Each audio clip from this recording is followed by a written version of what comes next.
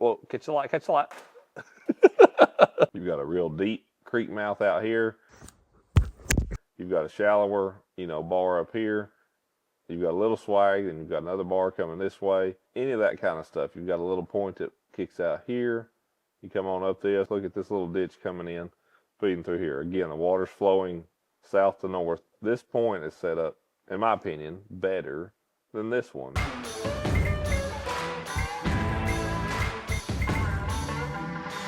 Hey everybody, welcome back to the channel, and the next edition of Map Study for the Bass Pro Tour is yet another 3 in a row, Tennessee River Lakes.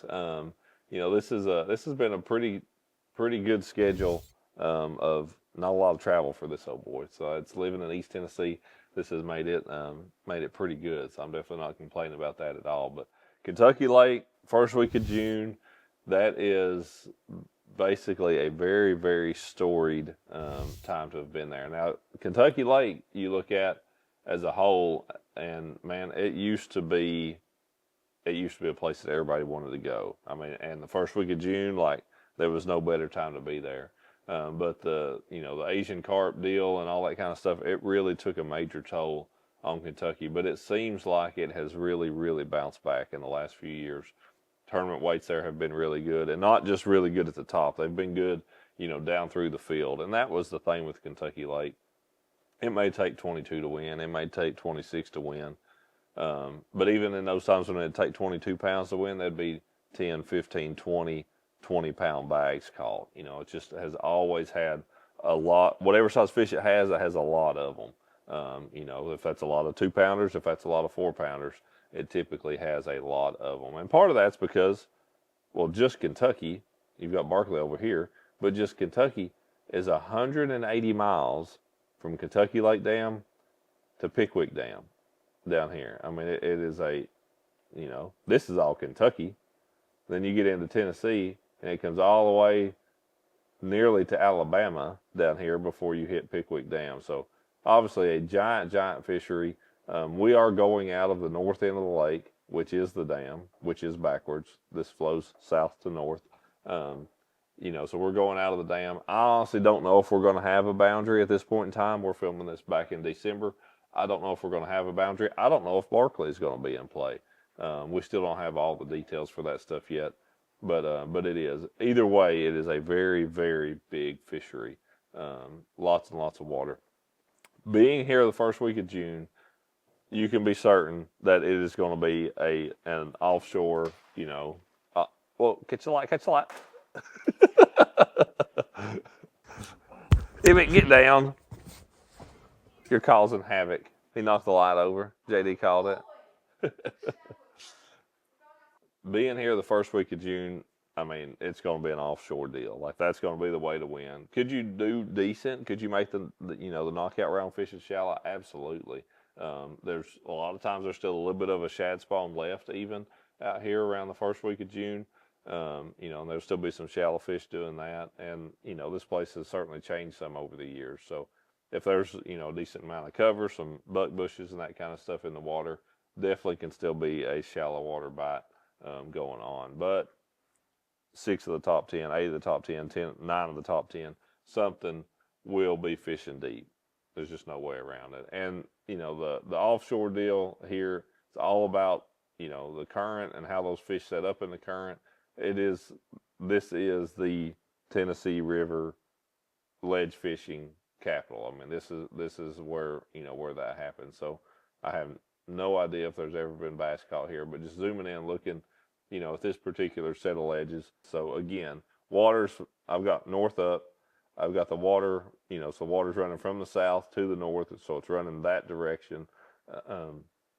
You're looking at this. This is a very obvious point sticking into the current, so current's flowing that way, so it's pushing right into that. You've got a real deep creek mouth out here. You've got a shallower, bar up here.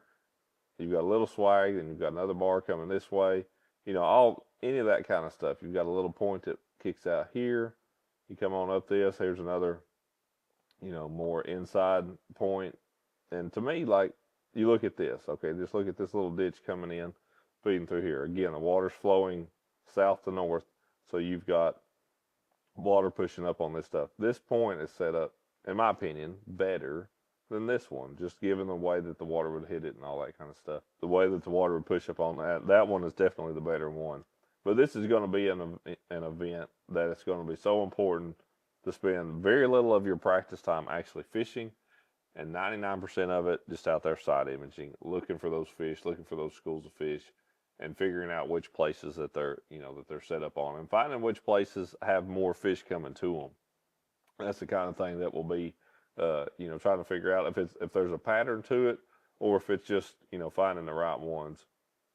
Because being there early June like this, those fish may not be out all the way out on the main river ledge yet. They may be on some of these kind of more back channel, secondary bar type stuff, possibly even in the mouths of some of these creek stills, those more inside bars, because it's not been that long since a lot of these fish were spawning. So they'll work their way out, all the way out till, mid-June, late June, early July is when they're going to be on the furthest out, deepest stuff, some of that kind of thing. So it's all about figuring out, just how far out those fish are, just how deep they are.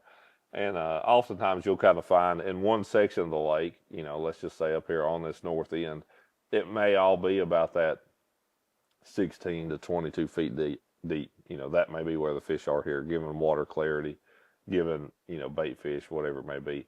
You go further south, get where it's a little shallower, get down here below the bridge, this first bridge, it may be more of a 12 to 16 foot deep kind of deal. You get further south, you get down around Paris, and get south of Paris some, it may be more of a 8 to 12 feet deep kind of thing. And again, it just works that way, kind of going south typically. The water's going to get a little bit more color in it, and the ledges generally just get shallower, so the fish typically live a little bit shallower. But that's one thing about Kentucky Lake. Definitely varies a good amount from end to end, but a very good fishery, a very storied fishery that has thankfully, bounced back a lot, that it seems. So this is one I'm curious of. I haven't been to Kentucky Lake in about 7 or 8 years, I think. So I'm excited to be back there. Glad that it has certainly came back, and hopefully it will get back to the top tier fishery that it certainly once was for the state of Tennessee. So we're going out of Kentucky, but I consider Kentucky Lake to be much more Tennessee than it is Kentucky, because more of it is in Tennessee than it is in Kentucky. But it is fantastic fishery, and one that I'm pretty excited about. So hope this is a good one.